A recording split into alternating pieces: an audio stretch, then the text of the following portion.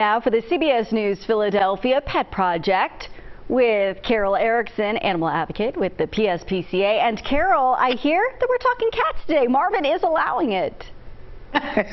We are going to talk about cats and sneezing too, because he's sneezing this morning. Maybe some allergies, or maybe he's just trying to look a little weird and frighten somebody. You know, do you ever act differently and act tougher and bigger when actually you're not feeling that way at all? I think there's a name for it, isn't there, Jan? I've heard they're called popcorn muscles. You know, when you pump iron, you look all strong and tough, but you're anything but. Popcorn muscles.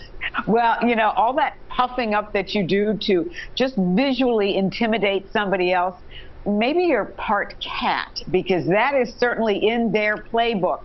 Cats do this all the time. They bluff their way out of interactions with other cats by puffing up. Now watch these two as they wrestle around. One really wants to leave. Now it's a common feline survival strategy to look as big as possible to avoid any fighting, but notice that one is trying to leave. Now when they're doing it, and notice the tail on this cat as he looks out the window at a neighboring cat, the fur and the tail will puff up on their back, and the tail will get just huge, and it's all in the act of showing strength to de-escalate a situation with another cat or even with people.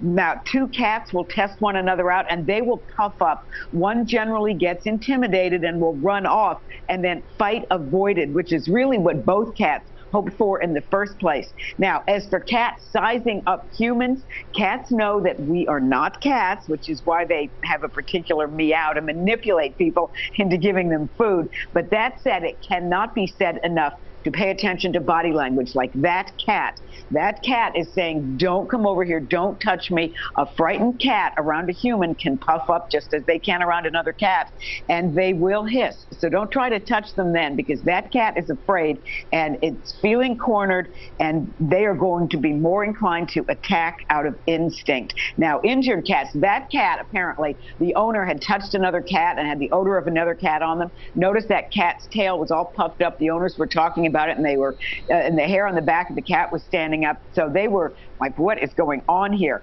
Now, injured cats also will do that puffing up to anybody, including the vet. So stay out of the way of a puffed up feline and let them win that round, and just, you know, let them go off with the bragging rights and not draw blood from the human or hopefully the other cat. So just something interesting. Again, cats and their body language. If you can read that, you can pretty well read a cat, and you can stay out of the way of any trouble. And other cats know how to read other cats. You know, we've got so many animals in the Pennsylvania SPCA who would just, they also puff up if they're feeling playful and maybe if they need to get a little bit warmer. So we've got Babushka, who's probably a little too old to puff up tail-wise. And when she's playing, she's 9 years old, but a really sweet, sweet cat. And she's at the Pennsylvania SPCA. She loves people, attention, getting treats. This is a ready-to-go-home-with-you cat, Babushka, 9 years old.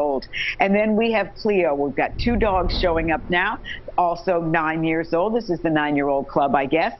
Low-key girl, what a beauty she is. She also came in through our animal law enforcement team back in July, so she's been there a long time. She needs a foster, she needs a home, she needs a break from the shelter.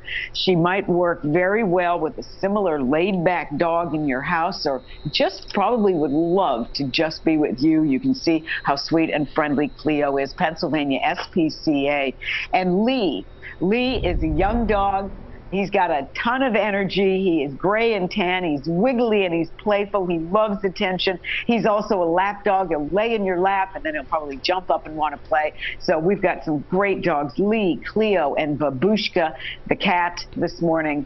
And just keep and Marvin's sneezing. I'll get you a Kleenex, darling. And just pay attention to your animal's body language. It can tell you volumes about what they're thinking.